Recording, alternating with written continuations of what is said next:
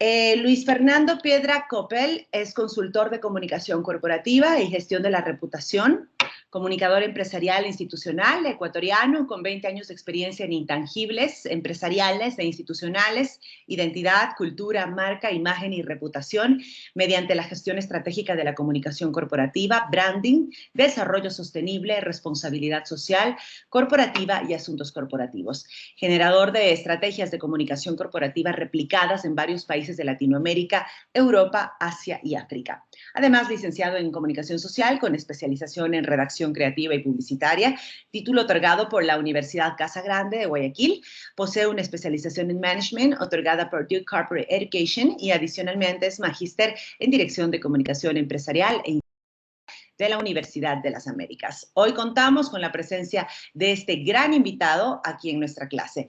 Bueno, mi querido Luis Fer, estaba revisando un poco el tema, muy interesante y sobre todo con muchas preguntas y siempre pensé así como ir como entrevistadora y como siempre estoy tratando de buscar algo que generalice todo y nos ponga en contexto, quisiera que me cuentes, ¿cuáles son las corresponsabilidades que tienen los medios y los que consumen medios, nuevos medios, medios tradicionales, en estos momentos, al momento de ejercer esta dinámica de emisor, mensaje, receptor, feedback? ¿Qué es lo que nos compete dentro de la responsabilidad de cada uno como actores de esta dinámica en la que estamos? Bueno, veamos el contexto primero, ¿no? Me has mencionado el modelo clásico de comunicación, emisor, mensaje, canal, receptor, que bajo mi opinión huele a naftalina. Ya fue. El modelo clásico, a mi parecer, está caduco, es jurásico, ya no funciona y ya no responde a la realidad comunicacional que tenemos en el mundo hoy. En un mundo que está en constante cambio, con un altísimo grado de incertidumbre, en un contexto de una crisis global de confianza que ya venía desde hace varios años atrás. Lo que la pandemia hizo fue profundizarla y profundizar, por supuesto, muchos temas a nivel social, ambiental y económico. ¿Okay? Entonces, en este contexto de crisis global de confianza, en los que hemos visto una crisis también de liderazgos a nivel empresarial, político, en distintos países del mundo, ni se diga en el nuestro. En este contexto, el modelo clásico de comunicación de emisor, mensaje, canal, receptor, es caduco. O cualquiera que tiene un mínimo de conocimiento en comunicación podría darse cuenta que estamos tratando ya no con el simplismo de emitir mensaje, lo hacemos a través de un canal que consideramos adecuado para determinados públicos o grupos de interés y llegamos al receptor y entonces tenemos el feedback. Qué lindo el feedback. Así, tan simplista es, nos lo pintan y ya no funciona tal así. Si nos damos cuenta, estamos hoy viviendo, somos todos emisores. Somos todos emisores, estamos emitiendo constantemente. La comunicación, de alguna manera, aunque suene trillado, se democratizó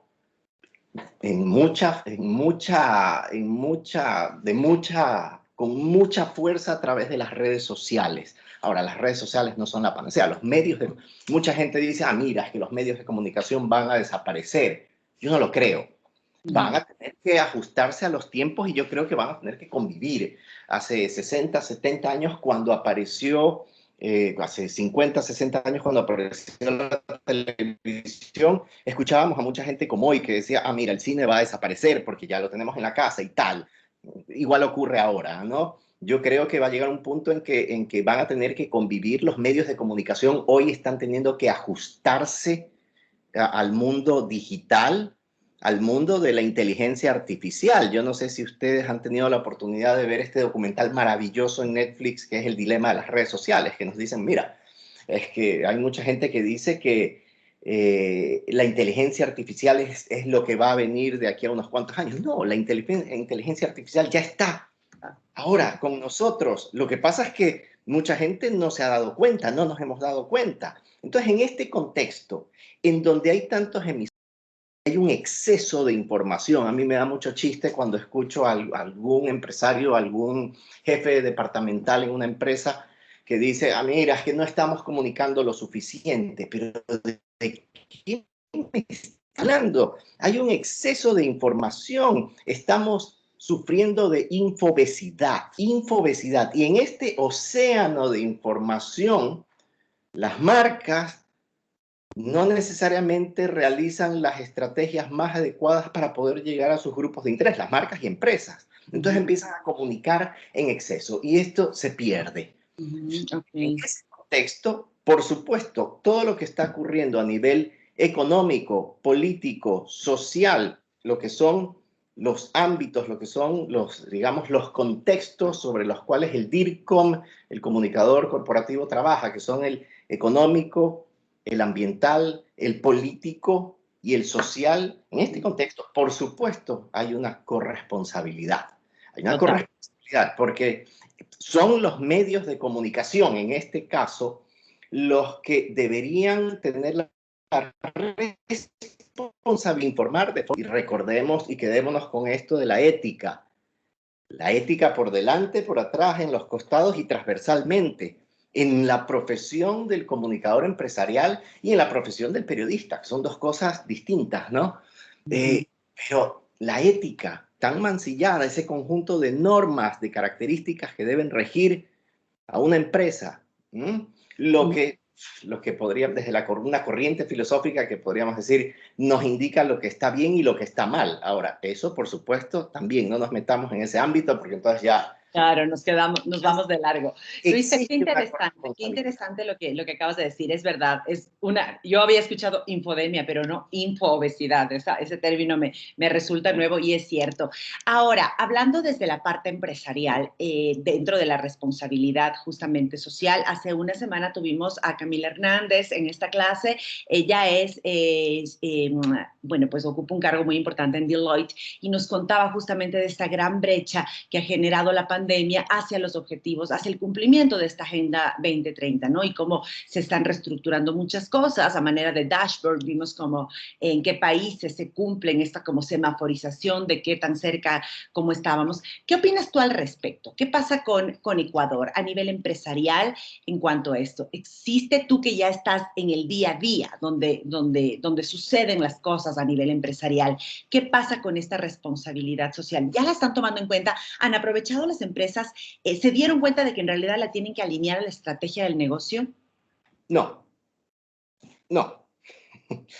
Justamente el 1 de octubre, la empresa Ipsos, que imagino has escuchado hablar de esta empresa, es una empresa muy seria de investigación de mercados, realizó la presentación del estudio del estado reputacional de las empresas e instituciones en el país.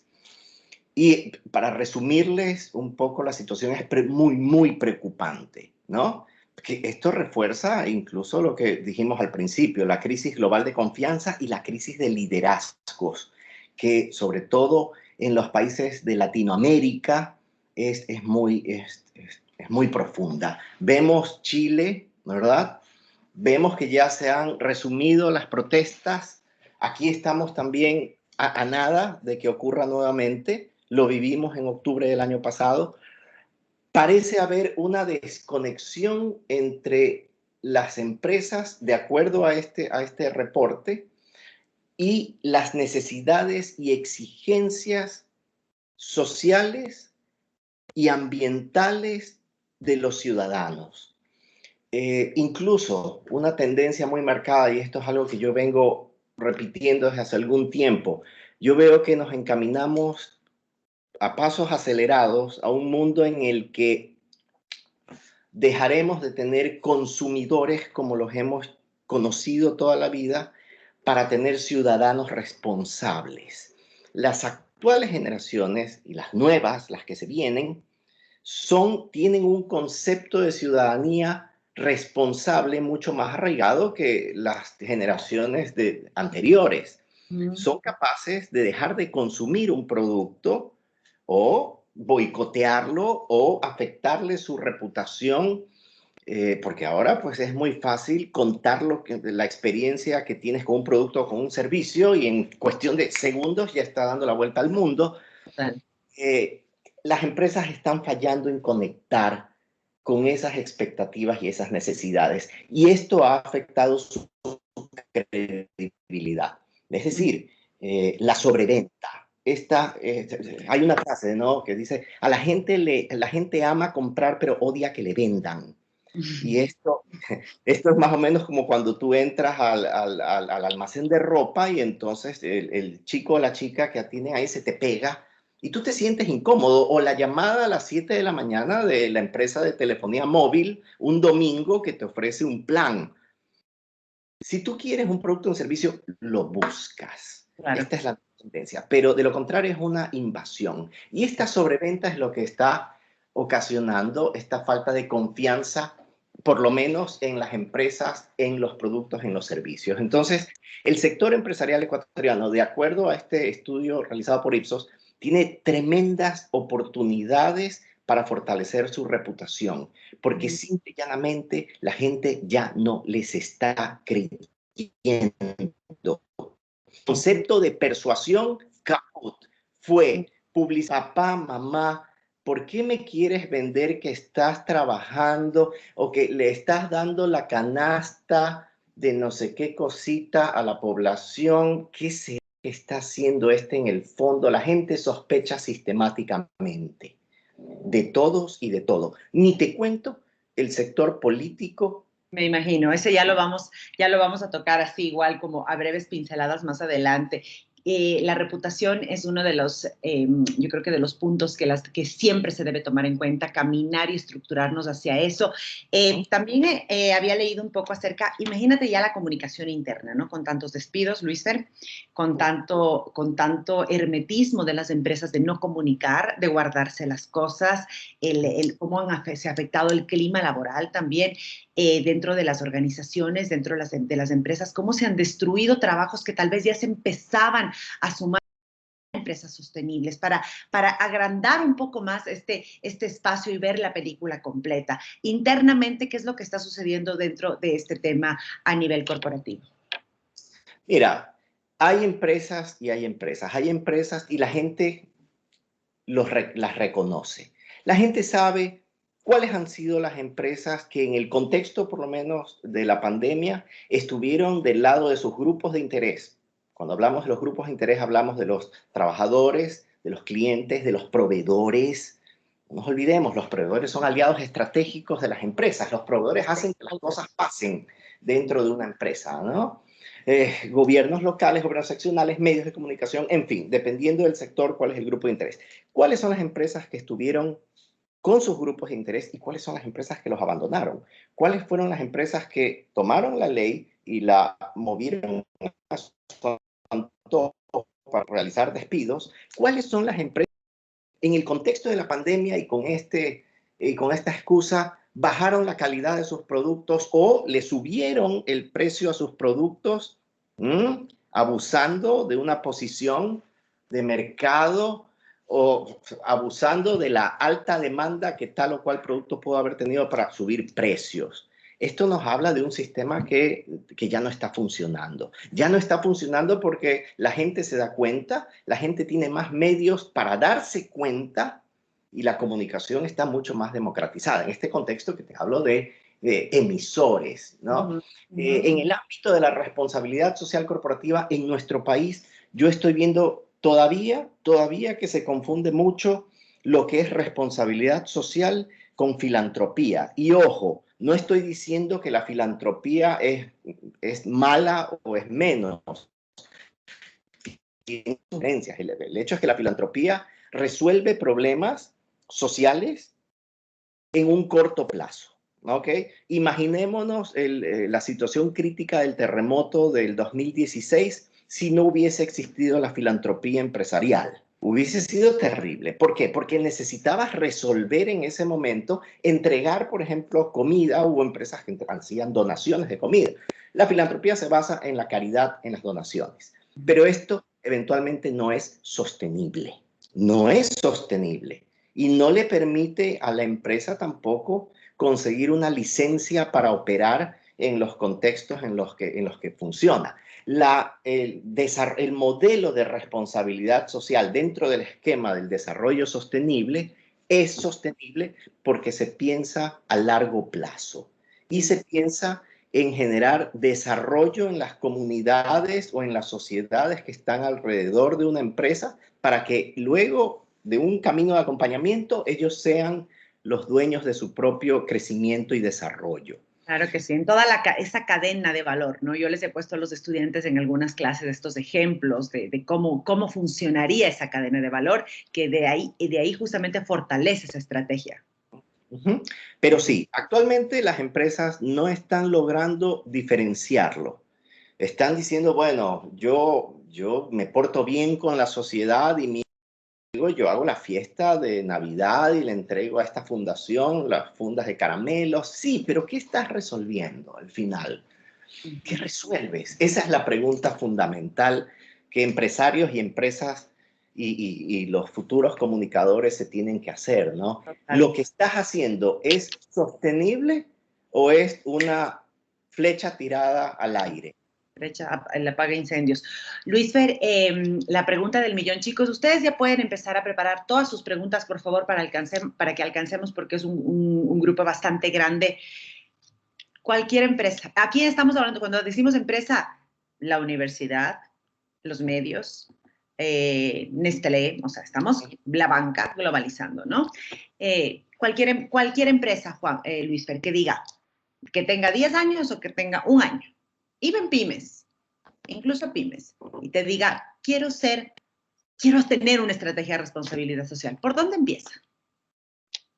Lo primero para tener una estrategia de responsabilidad social es tener la voluntad de realmente tener un plan de responsabilidad social corporativa y tener, sobre todo, se empieza con un diagnóstico para saber reconocer.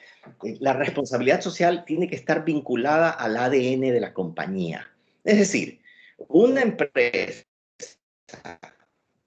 te pongo un ejemplo, una empresa de alimentos, ¿ok?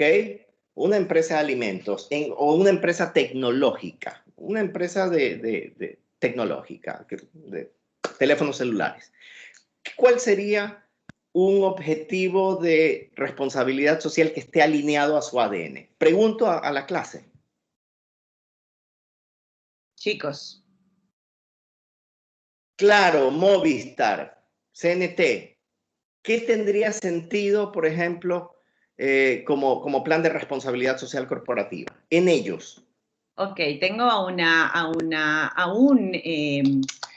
una persona que te levantó la mano. Esteban, adelante, te escuchamos. Esteban.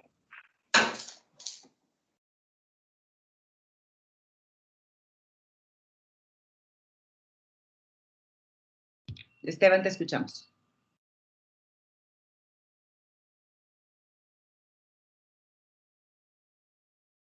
No te escucho. Tienes la mano levantada, pero no te escucho.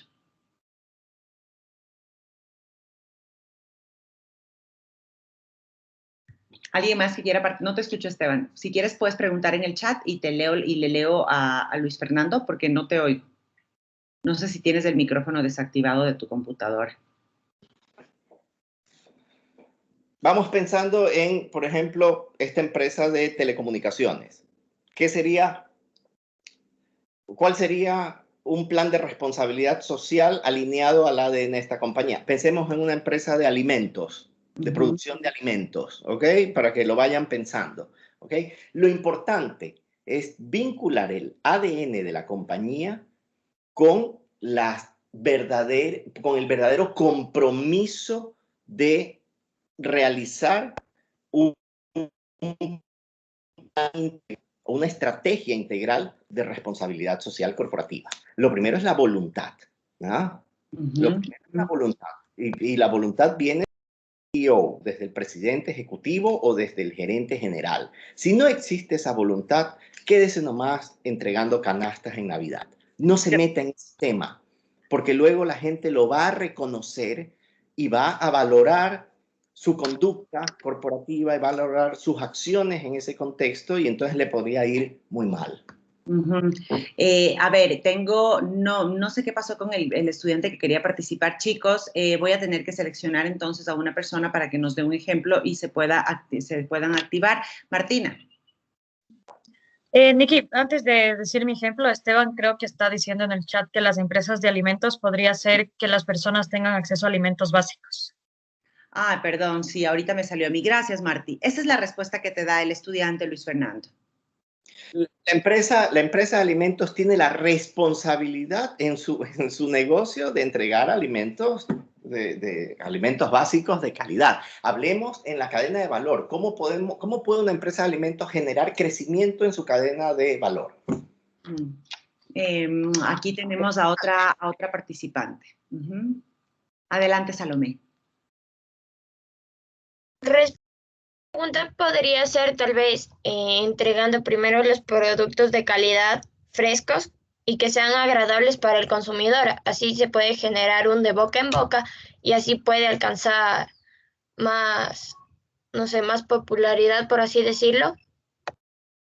Gracias, Fernanda. No necesariamente, esa es la obligación de cualquier empresa, ¿no? Entregar productos de calidad, usar insumos que estén en buen estado. Cuando hablamos de responsabilidad social, regularmente, por supuesto, no podemos dejar de lado las obligaciones básicas, elementales hacia los clientes, ¿no?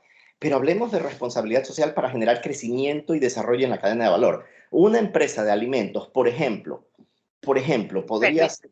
Tengo una estudiante más que quiere participar antes de que lo digas tú. Martina. Okay. Sí, lo que iba a decir es que, por ejemplo, yo he visto que las empresas estas de telecomunicaciones que hablábamos, Movistar, claro, y estas tienen planes, por ejemplo, de reciclaje de los equipos. Y creo que es un plan interesante, pero que tal vez se podría implementar de alguna manera en la que se considere toda la cadena de valor, cómo se producen estas cosas que ahora se están reciclando, quiénes las producen, las historias que hay detrás, pienso yo. Sí, es correcto. Por ejemplo, esa es una acción de responsabilidad social que está vinculada directamente al ADN de la empresa. Y quiero hacer, por ejemplo, me estoy inventando en este momento, un programa de voluntariado de los colaboradores de Telefónica o de Claro a escuelas para desarrollar las habilidades de, por ejemplo, sus habilidades y capacidades tecnológicas, ¿no? Estamos hablando de ir un grupo de voluntarios y dar clases sobre desarrollo tecnológico o sobre manejo, por ejemplo, de herramientas tecnológicas, ¿no? Esto, por ejemplo, podría ser parte de una estrategia de responsabilidad social que esté alineado al ADN. Otro ejemplo, por ejemplo, una empresa cementera. Yo trabajé muchos años en una empresa cementera importante aquí en el país. ¿Cuál era uno de los puntales de la estrategia de responsabilidad social, por ejemplo? Las comunidades alrededor de las plantas de operación se les brindaba capacitación y se les decía, ustedes, ¿qué proyectos tienen? Entonces ellos decían, por ejemplo, en La Tacunga, queremos criar cuis y queremos crear huertos, ¿ok? Y después luego coger esos productos y esos cuis y venderlos, ¿ok? Entonces, ¿qué es lo que hace la compañía? Los acompaña, forma alianzas estratégicas también con empresas ejecutoras, ¿verdad? Que sean expertas en la generación de estas habilidades, de estas competencias. Por ejemplo, recibían clases de negocios, recibían clases de marketing, recibían clases, en fin, la empresa lo que hacía es acompañar en el camino y capacitar a las poblaciones para que luego ellos sean gestores de su propio desarrollo. Qué bien, qué bien, qué bien. Generas crecimiento, generas desarrollo y por otro lado, por supuesto, apuntarles el hecho de que ninguna empresa es el papá o la mamá de ninguna población. Es terrible cuando una empresa... Eso Luis, sí. Eso, Luis, era... Sí, justo, haciendo un paréntesis, por ejemplo, el oleoducto del crudo pesado, OCP, se encargaba, ¿no?, de realizar por donde pasaba el tubo, en estas como comunidades, construir la escuela, irle a tener un equipo como de acompañamiento, irle a ver al cura, irle a ver al profesor, que haya el profesor, que el cura de la iglesia, y así todo, mira todas las crisis y todo lo que les ha afectado a su reputación. Acaban de justamente salir de una crisis de meses, ¿no? Claro. Entonces, a pesar de que han tenido esa como visión que tal vez no se generó desde el inicio, pero que estaban, no sé, con pequeñas campañas justamente cerca de esas localidades donde cruza el tubo. Sí, claro, por supuesto, es que luego cuando empieza una empresa a actuar de forma paternalista, maternalista, luego, como a cualquier papá o mamá, el hijito o la hijita le empieza a pedir cosas, pues, y llega un día en que aparece con el papiro de solicitudes y si no me das esto, yo te cierro la planta y te fregaste. Y por supuesto, esto acarrea consecuencias económicas, consecuencias reputacionales para las empresas, ¿no? Y luego las empresas, como ya han metido la pata, creen que entonces con un aviso publicitario pueden resolver y decir, miren, qué guapos que somos, qué lindos que somos, y entonces esto tanto les he donado. Al final la gente ya, también entonces ahí viene la parte de la falta de confianza, de credibilidad, ¿no? Entonces todo es un círculo vicioso. Claro, y mira lo importante que es tener en cuenta esto. Quienes no se han preparado para esta crisis, estoy seguro que esta crisis les ha hecho abrir los ojos, más vale que les haya hecho abrir los ojos y que se den cuenta justamente de la importancia, ¿no? De mantener una cultura fuerte en la empresa y de siempre tener la estrategia pendiente, ¿no? De dejar de apagar incendios y darse cuenta de que los valores intangibles de una corporación, sea cual sea, son fundamentales para solucionar, para prevenir y para gestionar también estas situaciones. Vamos a empezar ya con las preguntas de los estudiantes. No sé quién quiere empezar. Creo que tenía a alguien que levantó la mano. María Emilia, adelante, por favor. Sí, justo tengo una pregunta con lo que acabas de decir anteriormente. ¿Qué se puede hacer para evitar que una empresa, o sea, grande más o menos, trate de evitar de ser paternalista justo en estos tiempos de COVID? No sé, por ejemplo, Coca-Cola, alguna empresa así multinacional. Bueno, que tenga en primer lugar la conciencia de que tener un enfoque filantrópico, netamente filantrópico, analista, le va a afectar completamente no solamente en el ámbito de lo intangible, sino en el ámbito no solo en el ámbito de lo intangible, sino también en el ámbito de lo tangible. Muchas empresas y empresarios no tienen conciencia de los tangibles, influyen directamente en los tangibles de la organización. Es decir, nosotros en una empresa tenemos el ámbito de lo intangible, que arranca en la identidad, en quiénes somos en esta empresa, ¿no? La identidad está compuesta por el propósito, el impacto y las conductas corporativas, ¿ok? La identidad da como consecuencia la cultura, que es el conjunto de normas, de leyes que rigen a una empresa, de acciones, de actitudes que tienen los trabajadores de esa compañía. La cultura da como consecuencia la imagen. La imagen es una representación en el ojo de los grupos de interés. A mí me da un poco de...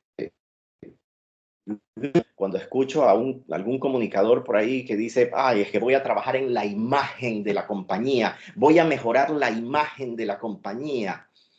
No, usted no puede, la imagen es una consecuencia natural de la identidad y de la cultura de la compañía.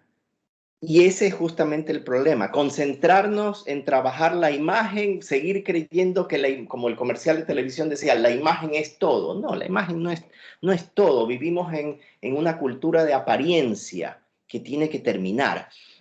Decíamos, inicia en la identidad, continúa en la cultura da como consecuencia imagen, la imagen da como consecuencia la reputación. A mayor reputación, y aquí viene la conexión con los tangibles, a mayor reputación, mayor conexión, mayor competitividad, a mayor competitividad, mayor rentabilidad, mientras una empresa es más competitiva,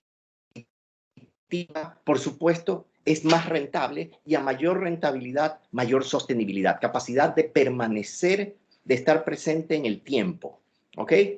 No sé si por ahí he logrado contestar tu pregunta. Gracias, Luis, pero excelente. Mayor rentabilidad, eso es lo que tienen que entender, porque luego solamente los CEOs, bueno, pero yo quiero vender, ok, pero trabaja desde adentro. Es que a los CEOs hay que hacerles entender que solo lo ético es rentable. Solo lo ético es rentable. Hay empresas que quieren, mañana se acaba el mundo, vamos a generar plata ahorita porque, y entonces empiezan a romper mucho normas éticas, empiezan a incurrir en conductas indeseables a nivel ético, y sí, tienes la ganancia inmediata, pero luego esto es sostenible, esta empresa va a perdurar en el tiempo, sobre todo considerando las exigencias económicas, ambientales y sociales Total. de la sociedad actualmente. Luis, Fer, si me permites, ahí voy a hablar de lo que tú mencionaste, los contratos, por ejemplo, que me agarré de la ley, cambié contratos, moví fichas, despedí a gente, me estafé, le sobrecargo de trabajo a mis colaboradores con los que me quedo. Ya, o sea, mal, todo mal. Utilizaste algo y rompiste tu ética, ¿no? Y eso, no lo están mirando quienes tenemos una visión un poco más integral, global, podemos darnos cuenta de eso, pero cuidado, la desesperación capaz les ha hecho actuar así, la falta de estrategia, el típico CEO con el ojo, con la venda en los ojos. Bueno, podría hablar horas de ese tema, pero vamos a seguir con la siguiente pregunta. Belén Loaiza, adelante, te escuchamos. Gracias, Nico. Buenas tardes, Luis. Muchas gracias por acompañarnos. Mi pregunta era justamente del último tema que tocaste sobre el paternalismo. ¿Cómo se puede aplicar estrategias de comunicación ética en un escenario en el que una empresa quiera pasar de este modelo paternalista o netamente filantrópico a un comportamiento más sostenible y direccionado a la responsabilidad social para el desarrollo de las comunidades? ¿Cómo facilitar la transición, evitar el desagrado de las comunidades que puedan verse afectadas por este cambio? Bien, gracias por la consulta. En primer lugar, como les decía hace un momento, tener la voluntad de hacerlo. Esto es lo más importante. Luego, conformar un equipo que tenga conocimiento del tema. El principal problema de las empresas en nuestro país es que doy el ejemplo, y no con esto quiero desmerecer a ninguna profesión, pero por ejemplo, ponen a una de recursos humanos a dirigir el departamento de comunicación, o ponen a la persona de recursos humanos a dirigir un departamento de responsabilidad social. No, usted tiene que buscar a una persona que conozca del tema, que sepa del tema y que tenga experiencia en el tema para meterse en un quilombo como el que se va a meter. Porque construir una estrategia de responsabilidad social no es solamente tener la voluntad de hacerlo, es también ver si es que existen oportunidades de hacer una estrategia de responsabilidad social que estén vinculados al ADN de la empresa y que sea suficientemente participativa para todos los grupos de interés. Esto significa que hay que hacer un diagnóstico inicial. No es que en un principio, sí, yo tengo la voluntad, pero me invento el plan. Ya está, la estrategia. Sí, quiero. ¿No? De buenas intenciones está pavimentado el camino al infierno. Entonces, hay que tener conciencia cuáles son los objetivos de esa empresa, las limitaciones de la empresa. Recordemos que en responsabilidad social, esto a nivel global, se considera que la empresa debería invertir el 1% al menos anual de sus ingresos del EBITDA en lo que corresponde a temas de responsabilidad social. Esto es lo recomendable, lo mínimo recomendado, al menos el 1%, ¿no? Y también tienen que fijarse en que las acciones de responsabilidad social estén alineadas a un contexto de desarrollo sostenible. Me da mucha risa, por ejemplo, el plan de reciclaje de Coca-Cola. Me da risa porque me parece ingenuo y me parece insuficiente. Es decir, porque aquí la gente confunde campañas con responsabilidad social. Responsabilidad social no es marketing. No es marketing. No confundamos conceptos porque ahí hay un peligro latente, ¿no? La gente está confundiendo todo lo que es marketing social con responsabilidad social. Claro, No. total, Luis. Pero, oye, y qué chistoso lo de Coca-Cola, porque aparte es contradictorio, porque luego, claro, como dentro de su acción ponen, no sé, enviar esto a líderes de opinión y te mandan en bolsa de plástico. Entonces, imagínate lo que no, la falta de visión, ¿no? De que no hay un concepto integral. Ahorita me acordé de eso. Vamos con Fabián, que tiene una siguiente pregunta para ti para aprovechar el tiempo, Luis. Sí. Bien, muchas gracias, Nicole. Yo quería preguntarle justo que habló de la película de Netflix, el dilema de las redes, justo, y quería preguntarle sobre si cree que tal vez en el Ecuador hay que hacer alguna reestructuración social o algo así, porque justo como decía en esa película, las empresas como que solo nos ven como productos y al menos a mi parecer aquí tienen todavía bastante esa idea de como que la viveza criolla o ese tipo de cosas de que tienes que ser más vivo en vez de ser más ético. Entonces, creo tal vez que aquí en el Ecuador se necesita un cambio más drástico para que las personas tengan más responsabilidad social. Gracias, Fabián. Gracias, Fabián. Yo soy de las personas que cree firmemente, pero esta es mi opinión, que la responsabilidad social debería ser ley. Ya existen países que lo han implementado, India es uno de ellos, pero yo soy de los que piensa que sí, que debe haber una ley que de alguna manera, no me gusta usar la palabra obligue, pero que por lo menos impulse o motive a las empresas a ser socialmente responsables, ¿no? Y a considerar, por ejemplo, el cumplimiento de los ODS en el negocio. Cuando hablamos del cumplimiento de los Objetivos de Desarrollo Sostenible, no estoy diciendo, sería absurdo pensar que hace algún tiempo escuchaba alguna empresa que decía, yo cumplo con todos los objetivos. No, eso es absurdo. No puedes cumplir con todos los objetivos. Te concentras en unos cuantos, los que desde tu área de negocio o tu segmento de negocio caben, ¿no? Pero sí, yo pienso que sería interesante que en algún momento se promulgue una ley o se proponga una ley de responsabilidad social, dando lo que es responsabilidad social de lo que no es.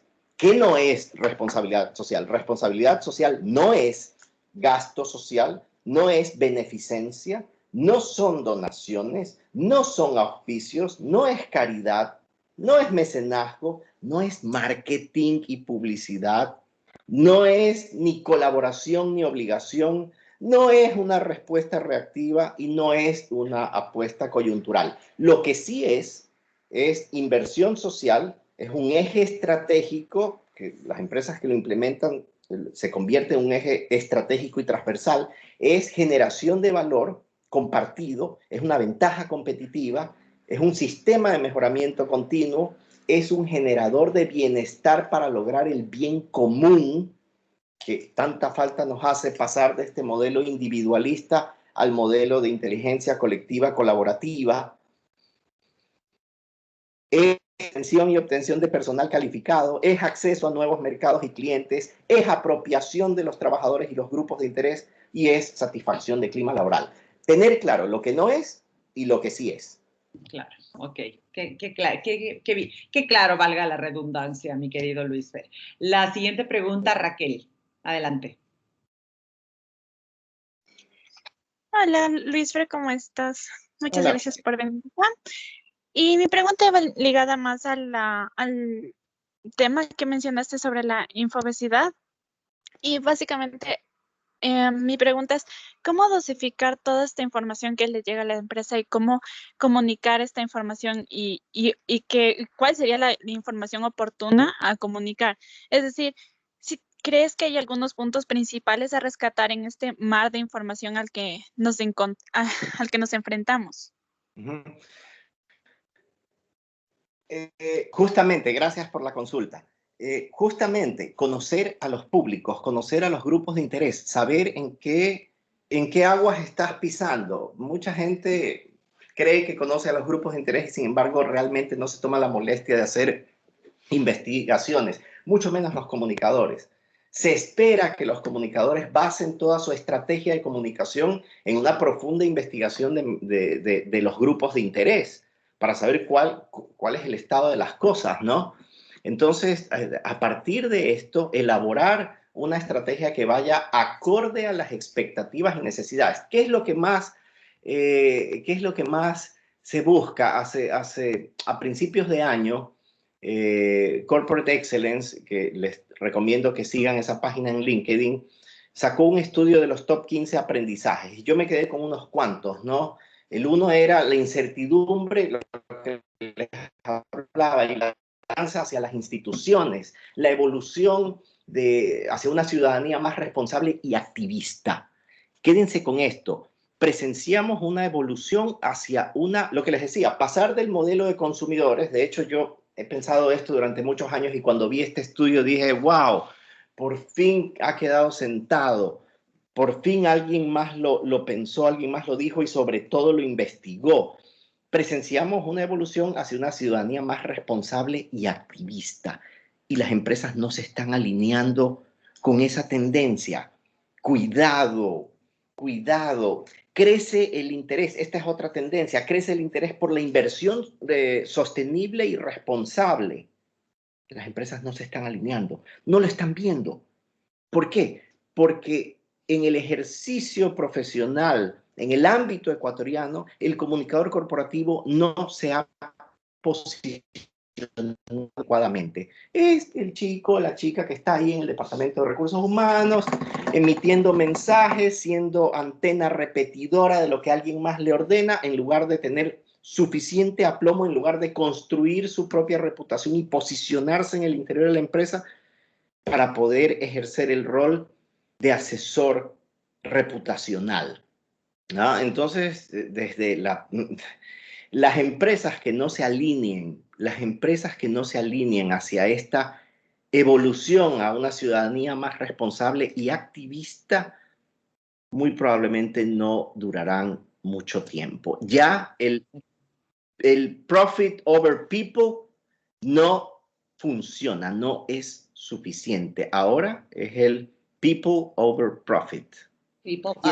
Ojo, que tampoco está peleado, porque de nuevo, people y profit no están peleados. Mientras más te enfocas en la gente, y cuando hablo de la gente no hablo de los trabajadores, hablo de los grupos de interés, proveedores, clientes, empleados. Mientras más te enfocas en la gente, más competitiva será tu empresa y por ende más rentabilidad tendrás y mayor sostenibilidad.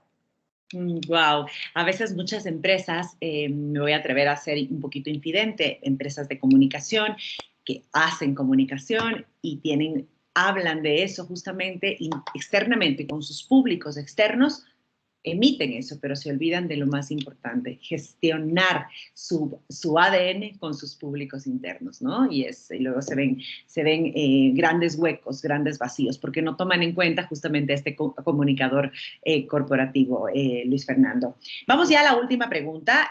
Ha sido súper interesante este diálogo, este conversatorio contigo. Te agradezco muchísimo tu tiempo. Estoy segura que mis estudiantes se quedan con insights muy oportunos y sobre todo de mucho provecho en este tiempo y en esta asignatura.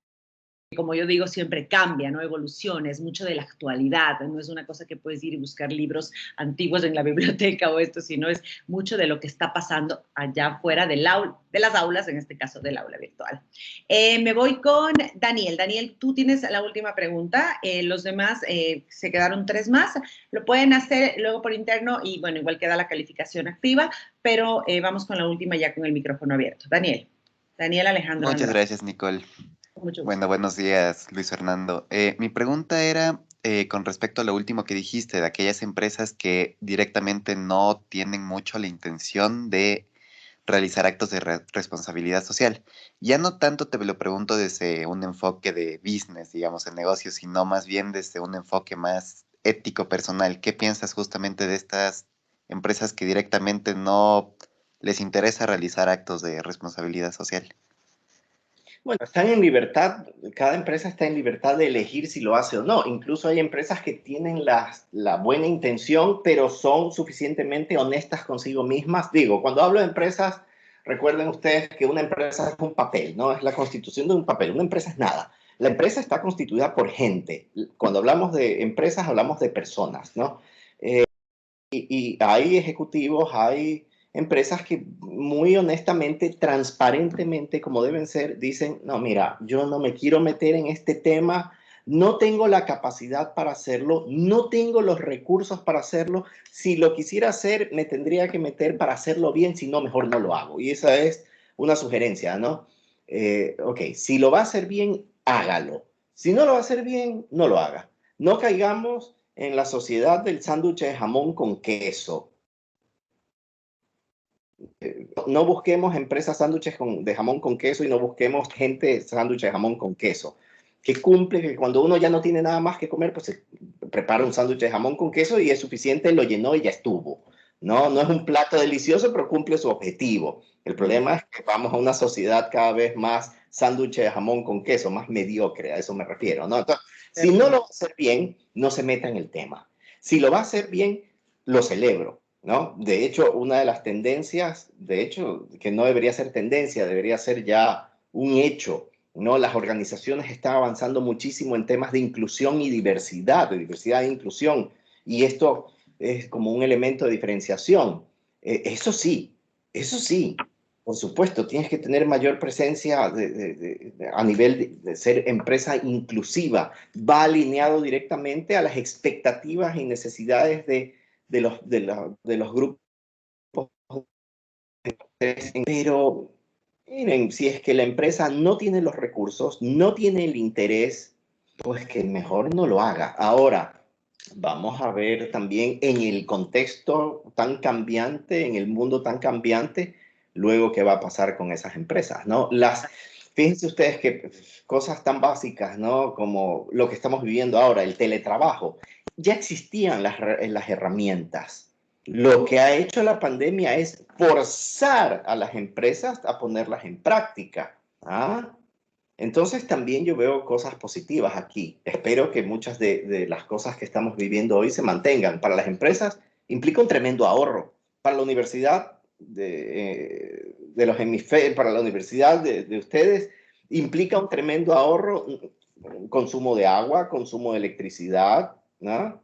Entonces también hay muchos beneficios para las empresas que antes no los veían y hoy forzadamente los están teniendo que ver. Pero a lo que voy, si usted no tiene la voluntad y no tiene los recursos, y hablemos de recursos económicos, de personas, de inversión, no lo haga. No lo haga. También, ¿no? De conocimiento. Me voy a quedar con una pregunta, Luis Fernando, que es interesante porque a veces luego yo como en mi plano ya de comunicadora, llego a la radio a hacer mi programa todos los días y me llegan paquetes o pedidos de empresas. Donamos 10 litros de leche a no sé qué. Queremos una entrevista. Lo socializan tan mal. O sea, está tan mal hecho eso. Incluso me voy a atrever a decir una que yo quiero mucho a Santiago Peralta. Es más, lo voy a tener hoy de invitado a mi programa. Pero una empresa al nivel de Pacari, con un producto así, no puede pedirte, les enseñé a los chicos del boletín de prensa y lo hago porque es un ejercicio académico, no pueden pedirte una entrevista con una que salga de un correo, de una ejecutiva de cuentas, de una agencia de relaciones públicas, ¿sí me explicó? Entonces, toda esa cosa, todo lo que ya ellos se sacaron el aire con el premio Kosher, el premio Verde, el premio Listo, en su último punto lo daña. Fíjate lo que dice Nicole, ¿no? Mencionas el tema de las relaciones públicas. Yo he visto últimamente un boom de relacionistas públicos, y ojo, no sin desmerecer a los relacionistas públicos, pero muchos relacionistas públicos se olvidan que las relaciones públicas son de el esquema de comunicación externa que a su vez se conecta con el de comunicación interna y están englobados en la comunicación empresarial o comunicación corporativa. Muchas empresas cometen el pecado de contratar un periodista famoso, digámoslo así directamente, porque cree que le va a gestionar las relaciones públicas y porque tiene contactos en los medios de comunicación. La millón. En el contexto actual, la gente acude a los medios de comunicación tradicionales como fuente primaria de obtención de información o se conecta en Twitter y ve lo que cualquier persona posteó en el lugar de los hechos, en el momento de los hechos. Quiero que se queden pensando en esto y en el rol. No voy a hablar de los relacionistas públicos porque todavía lamentablemente están enfrascados en que creen que es sostenible, que el boletín de prensa lo escriben y lo envían por correo y ¡ay! Y organizo eventos y qué lindo, soy relacionista público y me conozco con todos los canales de televisión y así voy a aumentar la imagen, de nuevo este concepto de la imagen de la empresa. ¡Ay! Yo trabajo en relaciones públicas. Olvídese de eso. Primero, que los grupos de interés no están leyendo los periódicos y no ven la televisión.